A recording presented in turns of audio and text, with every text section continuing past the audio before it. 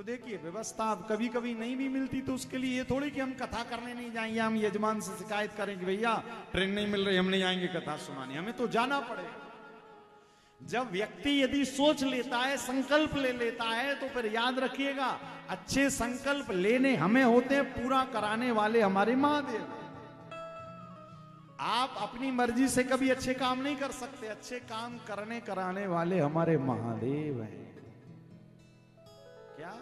तो वो जो बहेलिया था, जो भस्म चढ़ाता था, उसके मन में संकल्प था कि हम महादेव पर प्रतिदिन ताजी चिता भस्म चढ़ाएंगे। कहते हैं, कथा आती है कि एक दिन खूब बारिश हुई। अब बारिश हुई तो लोग तो खैर शरीर छोड़े होंगे, किंतु बारिश के कारण इसको शमशान में भस्म नहीं मिली।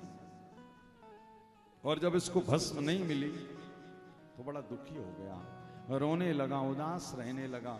घर आया, पत्नी ने कहा क्या हुआ, इतने उदास हो?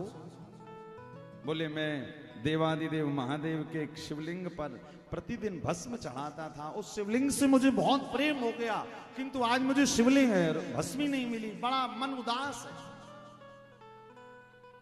पत्नी ने कहा उदास मत हो, मैं किस दिन काम आऊंगी। धन्य है वो पत्नी जो अपने पति के शुभ संकल्प में अपने प्राणों की बलिहार कर रही है। आज पत्नी ने कहा एक काम करिए, इस कुटिया के सहित हमें आग लगा दीजिए, इस कुटिया में, कुटिया जलेगी मैं भी जल जाऊंगी, जो भस्म आएगी अपने महादेव पर चढ़ा दे। प्रसन्न हो गया। उसके लिखा हुआ एक आंख से गर्म आंसू निकल रहे थे क्योंकि दुखी था।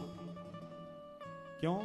बोले यदि आग लगा दूंगा तो कल से पत्नी देखने नहीं मिलेगी, किंतु एक आंख से ठंडे आंसू निकल रहे थे। प्रसन्न हो रहा था कि महादेव आज का संकल्प अधूरा ना रह जाए, इसी कारण तुमने मेरी पत्नी के अंतःकरण में प्रेरणा पैदा कर दी कि स्वयं जलकर अपनी भस्म में दे रही। तो उसके दोनों आंख से, एक से ठंडे एक से गरम, गरम दुख के, ठंडे प्रसन्नता के।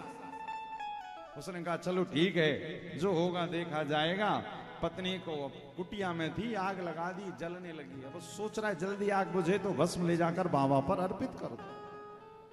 कहते जैसे ही आग शांत हुई, वो लेकर गया भस्म को और देवादिदेव महादेव के ऊपर अर्पित कर दिया। जब बाबा पर अर्पित किए तो देखिए आज उसको ना वैराग्य आ गया।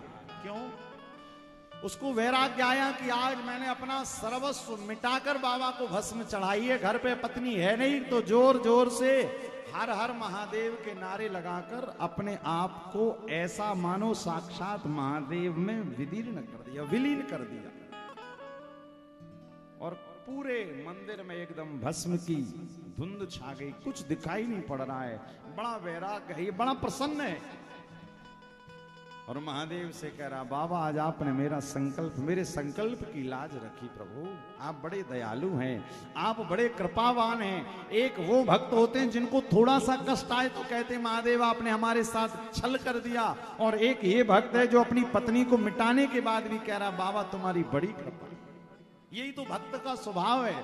भक्त का स्वभाव क्या है? बोले जो कष्ट में भी उसकी कृपा का दर्शन करता वही भगत है। आज वो भगत, वो बहेलिया बाबा की बंदगी कर रहा है। कहते पूरे मंदिर में धुंध छा गई और पीछे सुन रहा है नूपुरों की आवाज आ रही। उसने सोचा शायद मेरा दिमाग ठिकाने पर है नहीं, वैराग्य छा गया है, तो शायद पत्नी की याद में शायद उसकी नूपुरों की आवाज मेरे कानों में अट्टहास आ रही है। फिर वो नाचने लगा हर हर महादेव, हर हर महादेव। थोड़ी देर बाद फिर नूपुरों की आवाज आई। उसने कहा महादेव क्या आप ही आ गए दर्शन देने के लिए? जब पीछे मुड़कर देखा तो जिस पत्नी को जलाया था वही पत्नी उसके पीछे खड़े होकर मुस्कुरा रही थी। वो बहेलिया गदगद हो गया। पत्नी से कहा तू यहां कैसे आ गई?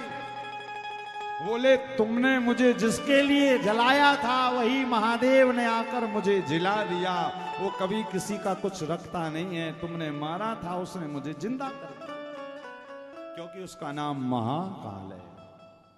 अब तो बहेलिया और गदगद हो गया। बाबा के सामने खड़े होकर कह रहा है डमरू वाले बाबा अब तो आ जाओ।